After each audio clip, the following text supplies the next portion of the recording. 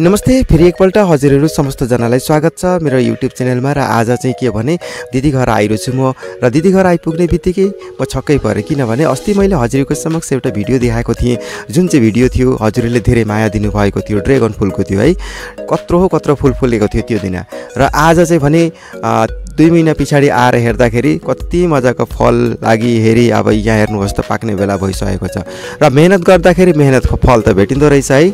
र कति मजाको ड्रेगन फ्रुट छ हेर्नुहोस् त, पाक्ने बेला भइसकेको छ। चारैपट्टि कोपिलाहरू लाग्दैछन्, हजुरहरूले यहाँनिर हेर्न सक्नुहुन्छ।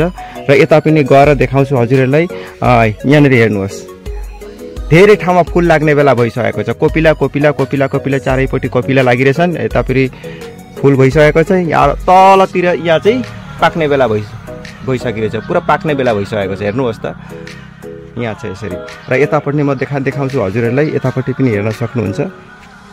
यहाँनिर हेर्नुहोस् त यसरी चारैपट्टि लागिरहेछ, कति मजाको ड्रेगन। यहाँनिर हेर्नुहोस् ल।